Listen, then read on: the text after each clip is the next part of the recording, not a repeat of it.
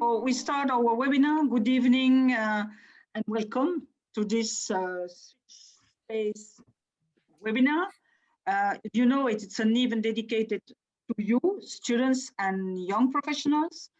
Switch to Space has two goals. The first one, it's to help you to be better informed about the numerous domains of space, of the space sector. And second, it's to benefit directly from the experience and advice from space experts. The theme of today, the theme of the day is geospatial solutions. And with us, we have two super young and dynamic Belgian entrepreneurs.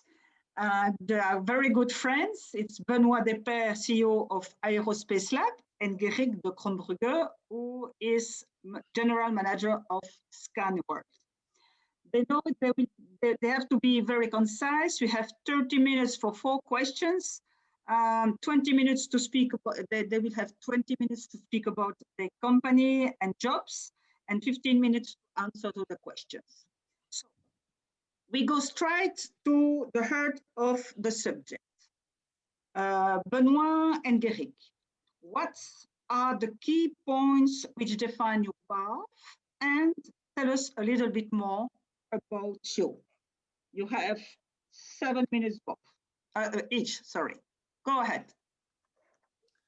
Who starts, Dominique? What? Who starts? Who do you want to be? Go. Don't lose time. Okay, I'll start with that one, Benoît, and then you start with the next one. So we can switch. Yes, we will switch. Okay, so just a few words about me then. I assume that's the question. So studied engineering in Louvain-la-Neuve, UCL, finished 10 years ago, actually, so not so long ago. I'm still a young professional. After engineering, I did a research master at the Von Karman Institute in fluid dynamics. And then I went on to do my PhD thesis in aerospace engineering at the University of Queensland in Australia. Lots of fun. I was there with a lot of people who ended up working in a lot of very innovative companies in the space sector. So some of them went to Rocket Lab, others went to Rocket Factory, Augsburg, Gilmore Aerospace, and whatnot. So that was actually a great place to be and a great time to be there. While a student, I did a couple of cool shenanigans on the side. So parabolic flights, internship at ESA, 2 Mars mission simulations in the desert of Utah, launching an experimental stratospheric balloon in Kiruna in Sweden. So that was all of that was a lot of fun, and I think that was these were defining moments for my careers, and they put a very strong focus in my interest in space. Very shortly after that, I went to do strategy consulting. So I went from the full technical to the non-technical at all. It was fun, but I wanted to go back to doing something a little bit more hands-on. So I went on to join Antwerp Space, which is a company owned by OHB in Flanders, as project manager first, then as business development manager. It was good, very interesting, but then I went on to a bigger company, Sapka, where actually I completely left space to work more on aviation issues. And 30 seconds. And yeah, okay, almost done. And then I realized that was a good thing to make me realize that actually I wanted to go back to space, and the opportunity of ScanWorld came along. And I joined ScanWorld, now full on back into the space business. That's it for me. Okay, fine. Thank you, Gerrit. And you, Benoît? Quite similar start. So I studied engineering, mechatronics to be more accurate, at UC Louvain. Then Super-Aero, space system engineering in Toulouse. And in between, a first internship at NASA Ames in California, working on small satellites there, 10 years ago, roughly. Then I spent some time in San Francisco in a few cool startups there, one of them being the leader in commercial remote sensing now. But back in the days, it was a garage with a few people in it. After that, I went back to Europe, working for European Space Agency as a YGT in the test tech in the Netherlands. And then went back to school again, doing engineering at KU Leuven, focused on big data and machine learning. Most defining moment of my first part of career, I would say, was first to pick the STEM majors, so science, technology, engineering, and mathematics kind of tracks. And at the same time, going outside of Belgium to see what's going on there. So Toulouse for the space culture and this, yeah, the whole industry there breathes space and aerospace. So it's cool to be involved there and to see that they are really focused on that.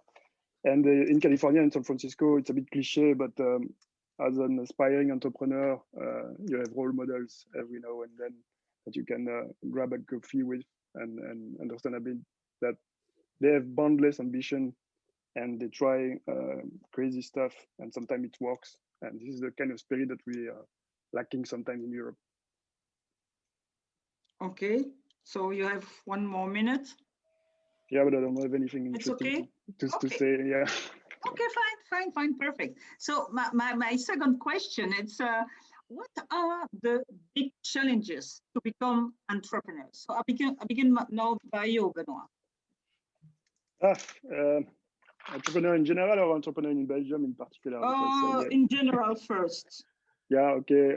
So it's a risky business. So you have to have resources to be able to come back from a business failure, because venturing in general, but in space in particular, is quite tough. The survivability of rates of space startups is quite low, actually. So you have to prepare for financial downturn and to recover from that. So it's best to have resources in place. But then I would say that the mindset in space startup on the space startup scene is to become mostly good suppliers for the primes. And once you try to go away from this, you face a lot of hurdles. And the main one, yes, sorry. And how to start? First, you need to have a half decent idea. I'm not saying even a good idea, but an idea that you will implement well, or at least better than your competitors. And then be stubborn, because between raising funds and convincing potential customers, it's not the easiest domain to bootstrap a company from scratch. Okay, you finished? Okay, yes. Fine. So I pass to Gerrit. Yeah, fully agree with Benoit. I think those were very wise words. I've heard someone say that we always celebrate fundraisers. And it's true that in the press you often see, okay, this startup has raised that many millions and that and this and that. But actually, what we should celebrate is customers, because at the end of the day, what you want to do is not to bring in cash as much as you can, but to transform that cash into paying customers. So Benoit is completely right about that. Definitely. Another thing is, it just so happened that the two startups we have here today are quite ambitious. And of course, often when it comes to the space business, you have the opportunity to be very ambitious, because you're talking about satellites that have access to the whole planet, or sometimes you have projects that even look at the moon and beyond. So, okay, you have the opportunity to be very ambitious, that's for sure. But entrepreneurship is not always about that. You can also have more modest projects. And quite often I meet other entrepreneurs who tell me, look, we have developed this technology, this small thing. We intend to stabilize at being a company of 20, 30 people focusing on that bit of technology, which we will further refine. So it's good to be bold. And I'm the first one to think that bold thinking is always very nice. But for the people around here who have an eye on entrepreneurship and don't want to be too bold, there is also a possibility to bring on more modest projects, I think. And do you have failure during when you start? What at what you have to make attention, to put your attention? Well, me in particular, I'm in a very different situation from Benoit. I think that the perspective of Benoit will be more interesting to hear about that, because actually Scanworld is a spin-off from Space Bell, a company active in. Don't speak too much about your company. We will speak at. But that means that we have. I had from the start. Me personally, I had from the start a safety net. I've never been alone. And that makes a huge difference. I think the situation of Benoit is different. And what is and then I go back to Benoit. What are the most difficulties? What is really difficult to start? But yeah, it's a combination of factors. You have to find what you want to do, and then often you end up having ideas that are or competing in a quite crowded marketplace, because in the end, if you take the satellite value chain, you are doing satellite platform payloads, handling data, or doing telcos or GNSS, but you have a few big market niche where competition is quite fierce. So you have to come up with something that would be rather disruptive, or ways to implement those services and products better than what's already there. And this is kind of a first and maybe the major hurdle. Then once you have that, you have to be able to express that clearly and simply enough for bankers and investors to understand that. And this is another big challenge, because usually their attention span is quite limited, and they see a lot of projects, not only in the space domain every day. So if they don't see an obvious value proposal in what you are pitching them, they are going to invest in the next startup, but not yours. So you have to quite rather complex technical subjects to improve upon, and then to be able to pitch that in a concise way, so bankers can finance you. And this is basically, I guess, the biggest challenge for an emerging startup, because once you get started and you have a bit of traction and money, you get more attention from the investors, so you can explain to them more thoroughly what you do and what you will do later on. And how to find fundings? It's a bit better now than 2-3 years ago, where the only investors in Belgium were active in the biotech and digital domain. So if you were trying to pitch them about space hardware, they would get frightened. Not even saying that they were wrong, but it's usually when you look for investors, you have to search for them proactively, and then importantly understand what is their investment thesis, because all the investors, apart from the business angels, they obey rules that they define themselves, saying I invest in companies that have this kind of turnover or this kind of growth profile, that are seeking that amount of money that will give me this kind of return of investment with that time horizon.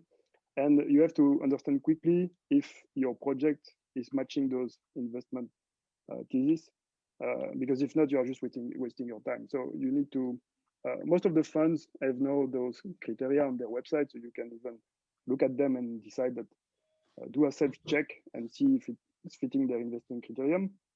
And then ask to talk to the decision makers, not the entry-level people in investment firms that are just there to basically browse through the numerous amount of projects they get. It's much more efficient if you can get the decision makers in the meeting to get the direct feedback. And even if you get rejected, ask why and improve upon that. Okay. And you, Gerrit, you want to add something? No. This is all very interesting, and I fully agree. I would say that something that you cannot stress enough upon is the importance to get a very clear message for investors. So they do not have a lot of time, so you need to be as concise as you can, straight to the point, clearly explaining what it is that you want to do, And often in our business, we are too technical, so we tend to focus on the technology and why the technology we want to bring in space is very cool, etc.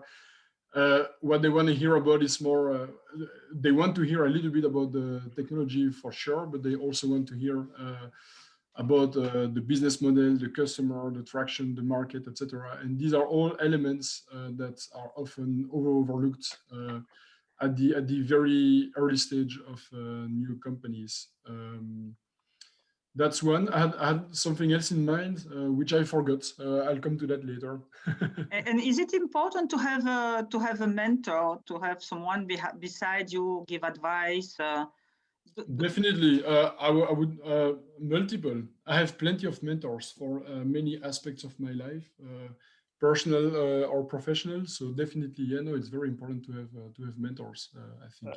I would add on top of that that mentors, yes, good ones even better, because Yes, there's a lot of I would say yes, it's fake, better. fake Yeah. mentors that didn't do anything Yeah. within their careers.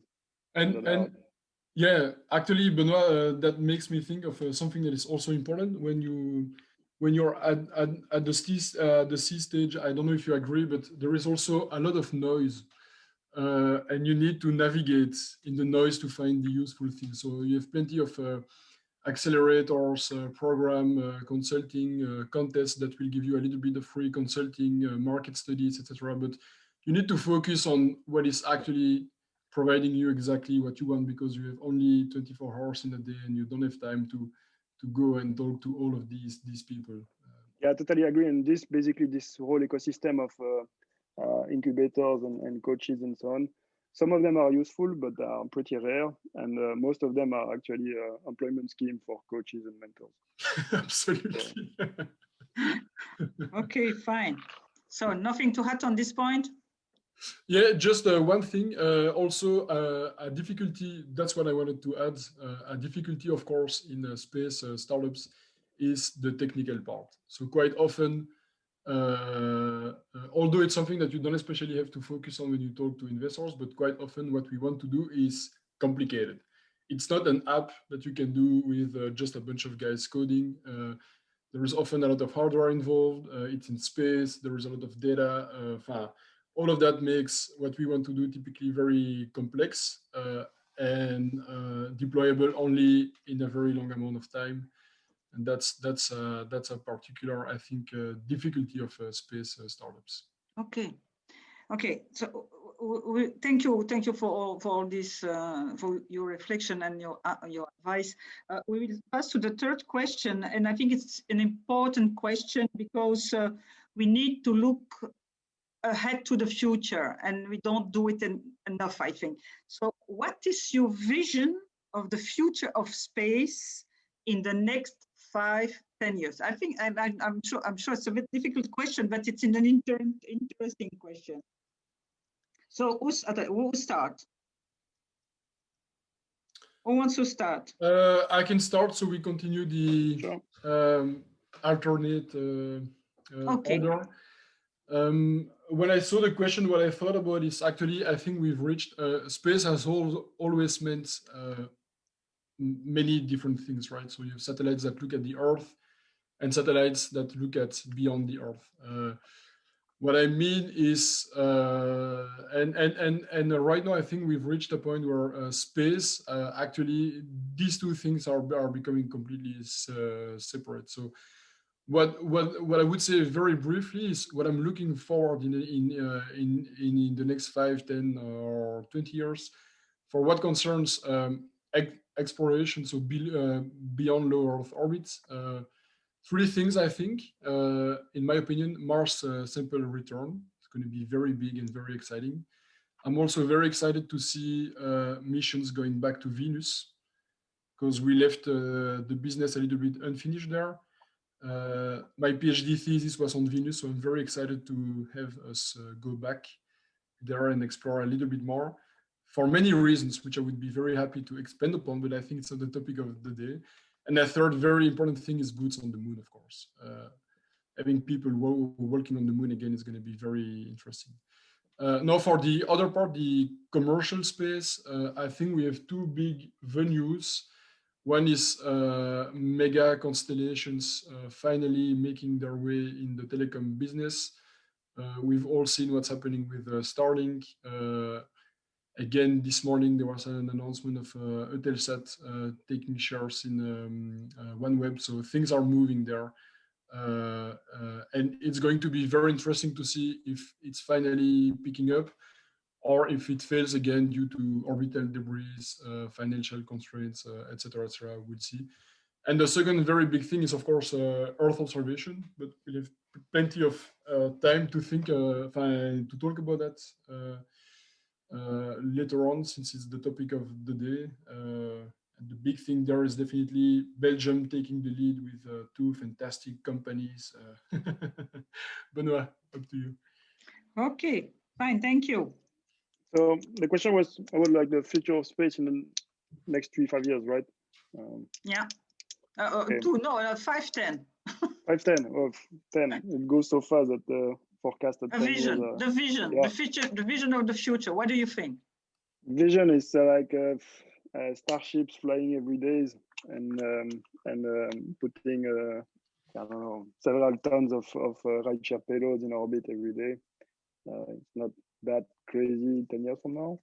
And this mentioning Starship because it's probably the most advanced heavy lift system that is reusable right now, but there are several competitors that are quite credible. But I believe that the revolution that is ongoing on the launch services is going to trickle down on the satellite themselves and all the facets of space, commercial and exploration. So we already see that the demand for ESPA class microsatellites, so between 100 and 250 kilograms, is basically skyrocketing, only due to SpaceX pricing scheme and launch availability going up drastically.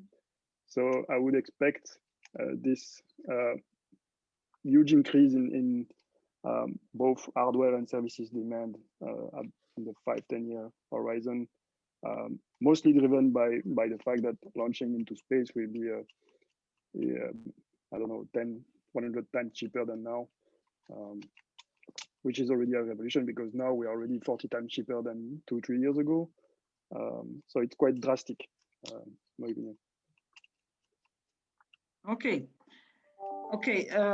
So it's important to think to the future because when you are students and then you chose because it's the last question.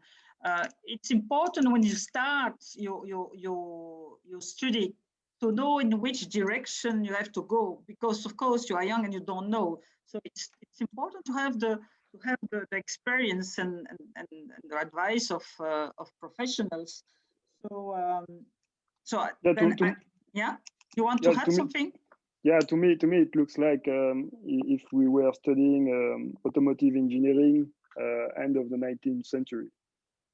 So we more or less know what an automobile is. There are some prototypes running in the street, but we are at the very beginning of the huge increase in standardization, production ramp up, quality ramp up, and the whole economy is going to be built on that. Regulation are going to be enforced someday because mega constellations in LEO are going to become an issue someday. Space traffic management and so on. So really, it's the same growth that if I were a student now studying aerospace engineering, I would see myself just before and after the Ford Model T and the Taylorism when it took off in the early 20th century. Eric? Yeah, actually, when I heard you talking about the Starship, Benoit, what I thought is, having been in the aviation business, aviation is challenged lately, to say the least. What I'm very excited about 5 to 10 years from now is seeing rocket launchers and the Starship in particular replacing long-haul flights. That's gonna be very exciting, and I think it's not too science fiction to think about it. I think it could very well happen, and that would be a very interesting development. Yeah, Great. From Yes. a technical standpoint, I agree. From a regulatory and military one, it's quite tough because you won't be able to distinguish your Ryanair flight from an incoming ICBM, weapon of mass destruction. So True. some people are going to get tense. We'll see. We'll see. Okay, so do you think your answer is complete for students, for young students, so they know in which options to go today, tomorrow? But if they are registered, I guess that they're already studying aerospace engineering, and if not, they can still change their majors. So. Well, what I would say as well is, actually, at the end of the day, I don't think that the specific topics you study is that important at the end of the day. As long as you keep an open mind and you continue to learn about stuff. I studied at university electromechanical engineering. Then I did my PhD in fluid dynamics, which is the only topic, one of the only topics, to be honest, that I failed at university. Then I did strategy consulting. Then I worked in telecom, and now I'm doing satellite imagery. So at the end of the day, it doesn't really matter as long as you remain curious. What is more important in my mind, and actually that's something that Benoit said in the beginning, is to travel, to go abroad, to meet people, get plenty of experiences. If I had to do it again, actually, I think that I wouldn't have done my full bachelor's and master's at the same university, and maybe not in Belgium. I would have leveraged on the opportunities to go to other universities, be it in Europe or be it further away from Europe. But then come back to Belgium. So experiences abroad, and then you come back to Belgium. That's very yes, it's important to go abroad, I'm sure. Yeah, both you go abroad to a different university, of course. Okay, fine. So we have time, but we can pass now to the last questions. Last question. You are at the head of young enterprise, dynamic enterprise. Well, I'll let you 10 minutes each to speak about the core business of your enterprise, the jobs you are the type of jobs you are recruiting today, and at your point of view, what will be the most relevant profiles in the next future? Alors, who starts? Guéric, Benoit, Guéric. Benoit, go ahead. I did the last one. Okay. So what are we doing at Aerospace Lab? We want to provide new insights. So basically information to people, all the people. So we talk with commodity traders, farmers, military intelligence department. So it's quite broad. So basically we have data analytics, and this data analytics stack is fed by geospatial data. And by geospatial data, we mean images of all kinds, radar, multispectral, hyperspectral, high resolution, panchromatic, whatever, plenty of different sources, but also some stuff like signal intelligence, RF monitoring, and social media crawlers as well. So really the idea is to put together and do data fusion on all the geospatial data sources, many of them, and the backbone is obviously remote sensing data. And we started with this, and we discovered quite soon that basically the satellite data offering was lacking a few key aspects. So revisit was not great. The amount of data was not great either. So we had gaps in the time series, or at least the time series were not sampling at a high enough rate so we could see the physics of what we were looking at.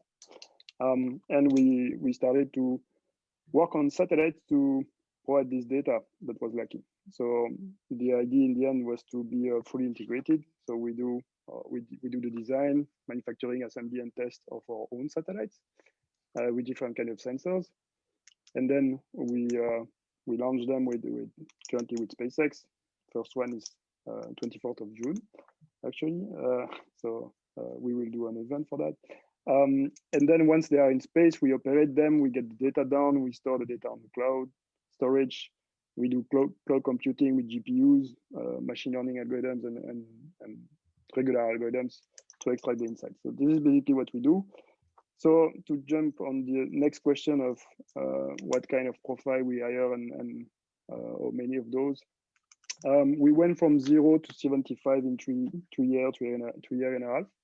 So we are doubling the company size every year, roughly.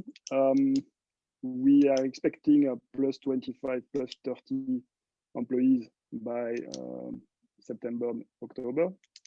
So we are currently preparing for that, trying to sort out the candidates and to reach out to them and do the paperwork.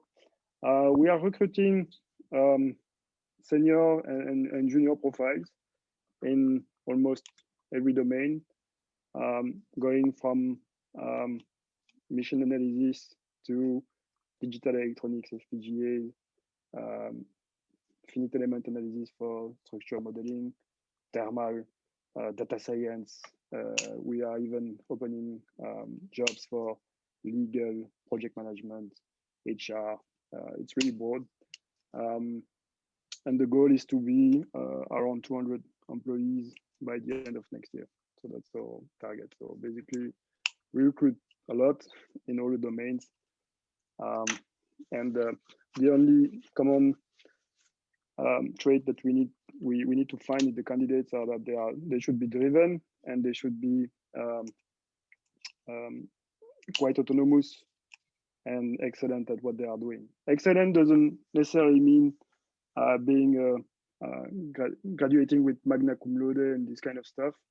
It means that if we put you in the room with an issue at hand, you will be able to solve it efficiently. And this is mostly what we are looking at. Fine. 4 minutes. Perfect. Eric. Okay, good. Thank you, Benoit, for this presentation. So ScanWorld is on a similar theme, but we are much more vertical, let's say. So I think this gives a good overview of what is possible. You have one very horizontal company, one very vertical.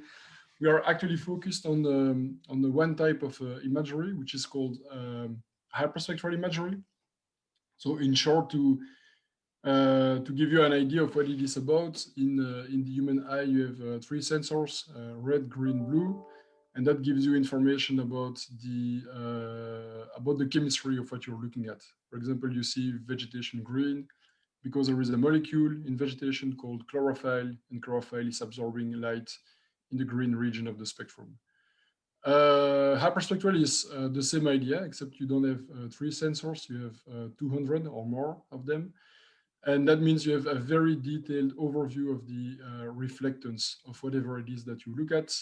Plenty of applications in geology, environmental monitoring, that kind of stuff, and of course, vegetation. So in agriculture, you can spot diseases, assess the needs in fertilizers, etc., etc. So we are very focused on hyperspectral data. And within hyperspectral data, we are very focused on agriculture, which is why I've put a beautiful background. We see a truck in the middle of a farm. So we are not developing all the hardware. We are actually purchasing the satellites, etc. Which means that we do have a team working in aerospace, but that team is actually quite limited. The bulk of the people at ScanWorld are actually data scientists, software engineers, remote sensing engineers, agronomists, cloud architects, that kind of profiles. Right now, we are about 10 people, as I mentioned. In the very beginning, I don't know if the conference had started when I said that, but so right now we are about 10 people. We should be around 15 people by the end of 2021. The profiles we will hire are mostly related to the skills I just mentioned, although we may hire one more aerospace engineer, TBD. But then, yeah, sky is the limit. Huh? So we will significantly grow. I think within the next few years we should be around 100 people, and as we grow, we will hire more diverse profiles. I know that at this kind of events we have a lot of engineers, but then you have sometimes some lawyers, sales guys, and that kind of profiles that feel a little bit left out. We will need you as well, so no problem. Just wait for us. It's gonna come. Voilà, that's about it. Great, Yeah, thanks. maybe just so the constellation itself, 9 satellites. And it's SPA class, so it's 150, 200 kilo, something like that. So it's relative, it's small satellites, but it's much bigger birds than your typical CubeSat. Okay, thanks both. I would like to ask a question out of the box. We know that the space industry in Belgium is in good shape. Can you explain a little bit how is the space industry in Belgium? Benoit? Are you really sure you want me to comment on that? Because I'm not that enthusiastic about the shape of the space industry in Belgium as of today, because I believe that they are mostly followers, which is not a bad thing in its own. But the Belgian industrial landscape in space and aerospace as well, it's mostly a pack of SMEs that are there to provide services and products for large system integrators working on large missions. And the issue with that is that our strategy as a Belgian industrial landscape is basically inherited from Airbus, Thales, and OHB, which are quite struggling now to find their place and their market outside of the institutional market in Europe. So I would say that we are kind of enjoying a legacy ideal war breakdown where we were basically being fed by Airbus, Thales, and OHB. But this might change in the next 5-10 years. And I'm not sure that the current shape and the current mentalities across the CEOs and the board of directors and the shareholders of most of the Belgian space companies are ready to evolve, to anticipate a bit the crisis that is to come. Okay. Well, that's okay. And Gerrit? Yeah, so mostly agree. What I would say perhaps is because I've been myself, maybe that's a little difference with Benoit, working for two maybe not major companies in the Belgium space landscape. But my impression is that actually in the beginning I didn't really like the word new space. I thought it sounded a little bit stupid, but at the end of the day, I must admit that you do have traditional space and new space, and these are typically very different businesses. And from many different point of view. So from a technical point of view, it's you are not building the same things, you are not using the same design rules, and so on. From a business point of view, the business models are different as well. And at the end of the day, I don't think that new space is going to fully replace traditional space. Both are likely to coexist, although the growth in new space is probably going to be much more important, but both will always coexist, I think. And it's true that the majority of space companies in Belgium seem to be more focused on traditional space. It's not that easy to transition to new space. Sometimes it doesn't even make sense from a financial point of view. So you may be selling today an equipment for €1 a piece. If you go to New Space, you can sell 10 of these equipments, but then it will be 100 of the price. So you will only make 1/10 of the revenue that you make today. So even from a business perspective, going to New Space is extremely risky and not that rewarding. And that's maybe also one of the rationales why the industry is taking a little bit of time to adapt. Yeah, that would be. But that being said, traditional space is exciting. Huh? So we are talking about missions going to Mars, missions going to the moon, big astronomy satellites, humans in space, etc., etc. So plenty of very exciting stuff, of course. Voilà. So some messages to the decision makers. So messages. Okay.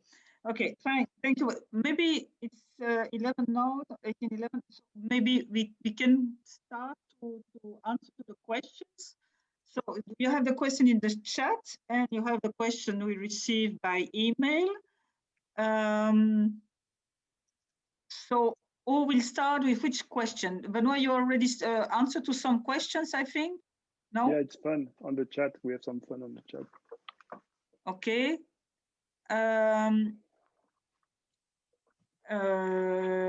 About the mentor, definitely no paid mentors. Who will answer with this?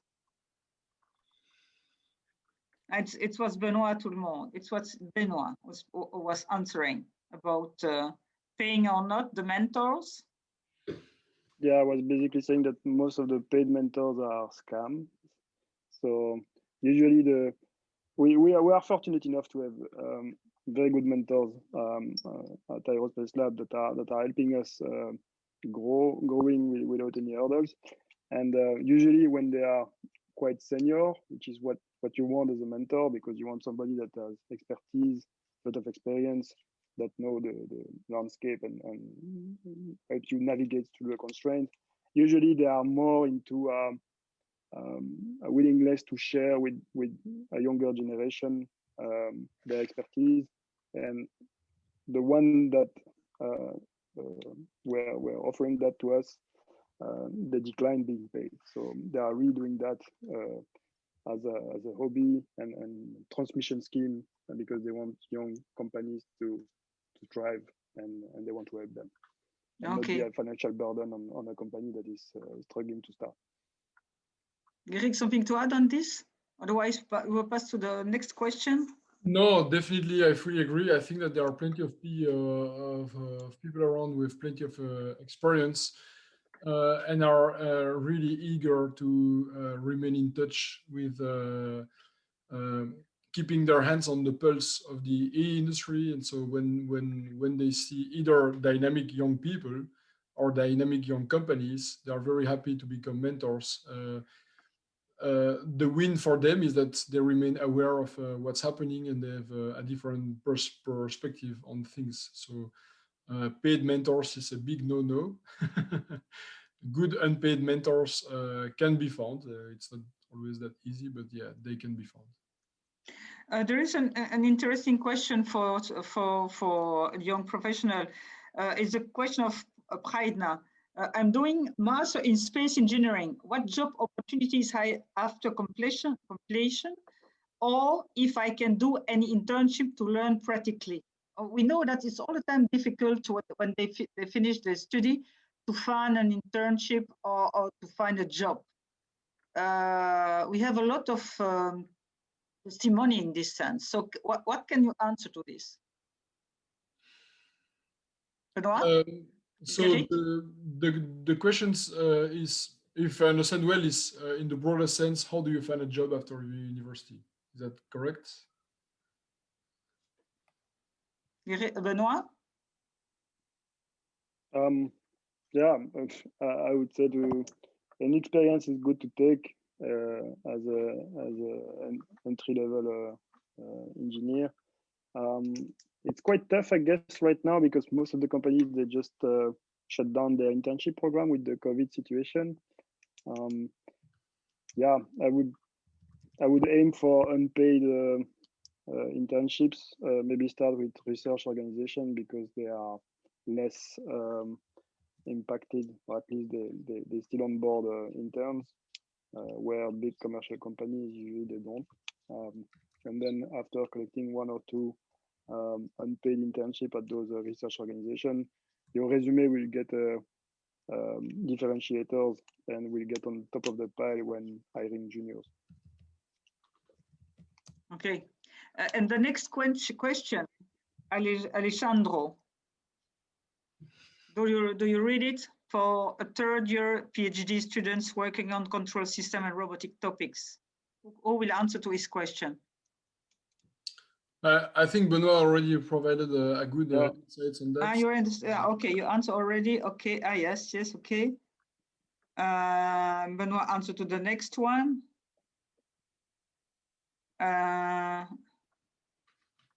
Maybe just one add-on on the previous question while you're reading, Dominique. I think that one thing that people shouldn't hesitate is to look for people.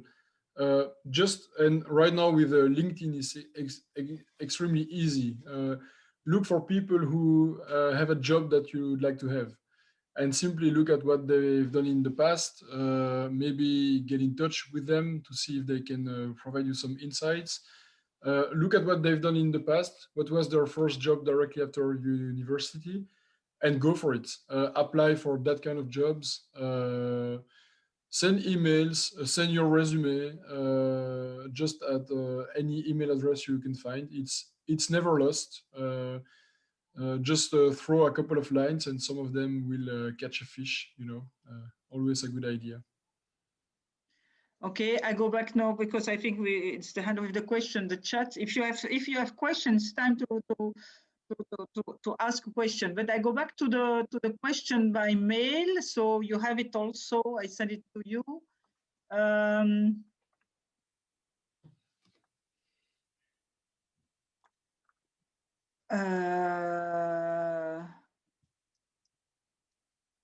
So I would like to know if a student starts studying on space engineering. So how long it may take for him, for her, to cope up with ongoing technology and research. This is it depends on what you want to do. As long as you, in my opinion, as long as you keep an eye always on if you look at the general trends, always keep an eye, keep reading the news, look at what's happening. It's quite often it's very exciting too, looking at the live launch of the Starship or that kind of stuff. So it is exciting news. If you're interested, it's good to keep up. And then in your specific domain of interest, try to always see what's happening. That question is really topic relevant, but I think that in any topic, in a matter of a few weeks or a few months, you can be up to speed and able to deliver good operational results and solve problems. Thank you. There is also an interesting question for people who are not engineer, and so they are lawyer or economist or maybe agronom.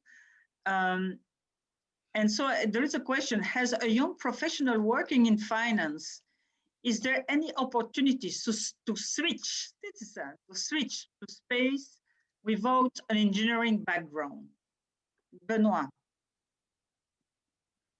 Yeah, like I said in the chat, usually very small companies, they focus on engineering talent first, because I'm talking about technological startups, but this is the value proposition they have to sell. So they have to grow fast and they have to hire engineers first.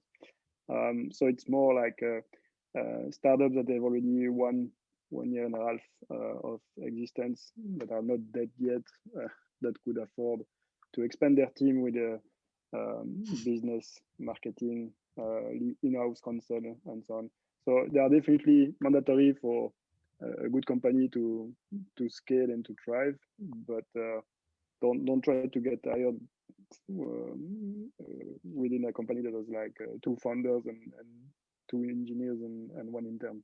They are not going to interview you at this step of their development for most of them. Gerrit, no, nothing to add? No, definitely agreed. I'm always a bit surprised by these questions. Happily surprised, of course, because actually the answer is quite easy. Any sizable company will have plenty of finance people and legal people, etc. So I believe there are plenty of jobs around for that kind of people. Of course, in very young startups, it's more challenging.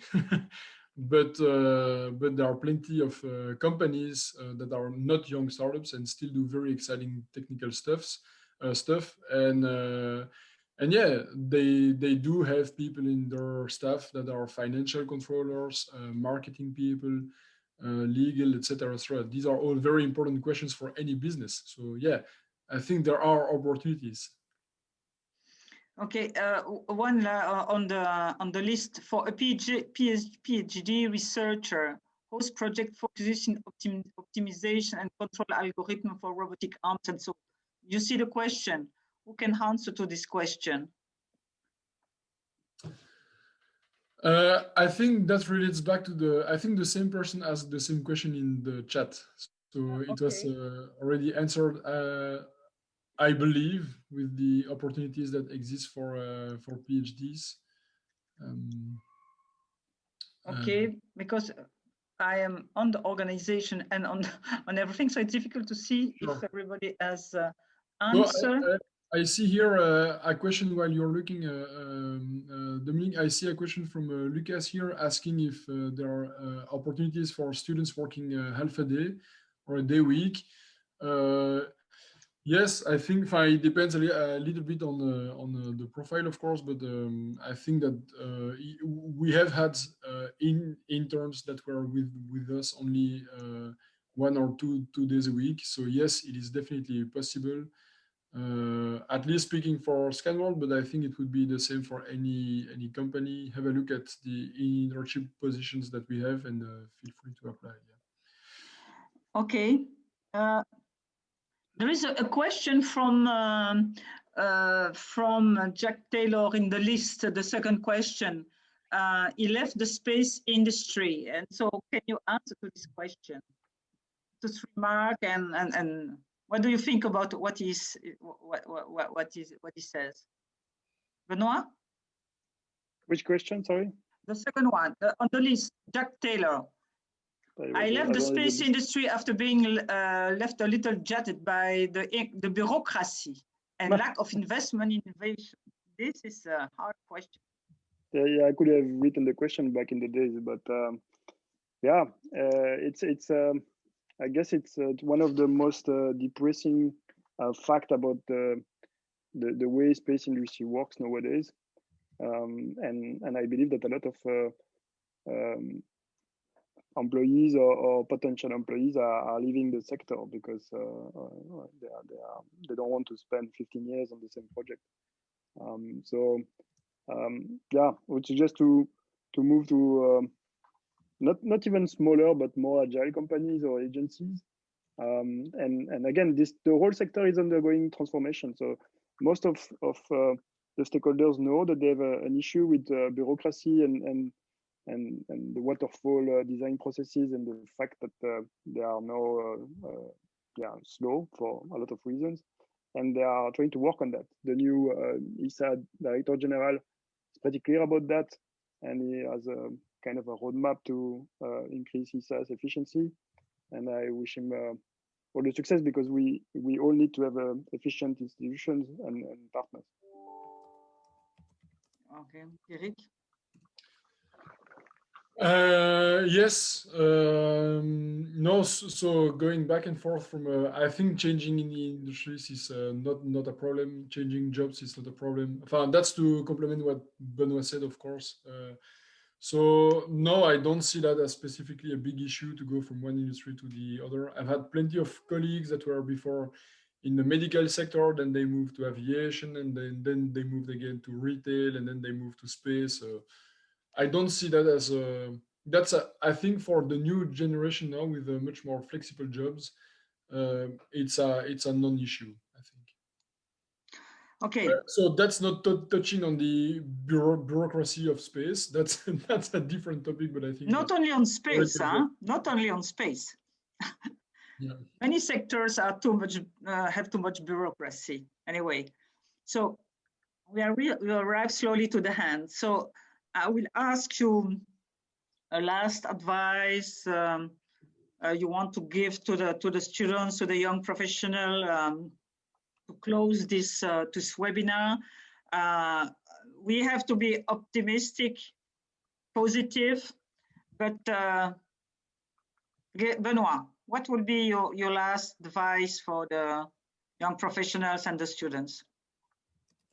Yeah, take the opportunity of not having any family constraints or small kids or yeah, elderly parents you have to take care of or whatever.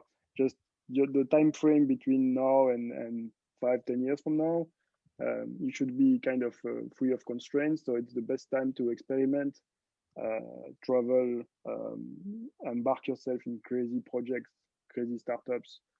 Don't plan too much on becoming a perfect employee for a large company, but just experiment. And after 5-10 years, you will know for sure what you like, what you don't like, and you can steer your course for the rest of your career. Thank you, Benoit. And Gerick? Yeah, agreed. So my advice will go in the same direction. Remain flexible. Keep learning. Both in a formal way. I think both Benoit and me, we studied quite a bit. We spent a few years on the university benches. So yes, learning in a formal way, but also in an informal way. What I mean by that is traveling for fun, but also to get to work in other countries, meet new people, learn from their experiences. May sound very, very cheesy and stupid, but never be the smartest person in the room. It's definitely a good advice that I at least have taken over the years. Yeah, that's about it. So, thank you, Gerick. Well, and also please believe in yourself. I think it's very important to believe in you in ourselves. And mind, if you set yourself a target, then all your direction will go in the direction of your target. If you don't set yourself a target, then your decisions will go in any directions, and you will lose a lot of time and we will make a lot of mistakes. This is the hand to conclude. We will make another webinar probably in September. We don't know yet. The topic. Maybe we'll change completely. Medicine, why not? Legal issues, why not? Launcher, maybe. So we don't know yet, but we will make another webinar in September. I cross the fingers for all the students with the exams. The exams are coming. And for the others, be happy in your jobs and in your life. So thanks to everybody for participating, and we will see you in September. Thank you, Benoit. Thank you, Gerick, and I hope you like this webinar. Please give us your what you think about it, and if you have good idea, well, send it to me with pleasure. So thanks a lot. Have a good evening. And again, thank you, Benoit. And thank you, Thank you, Dominique. Thank you very much for organizing. Bye-bye. Sabri as well. Thanks a lot. Bye-bye. Bye-bye.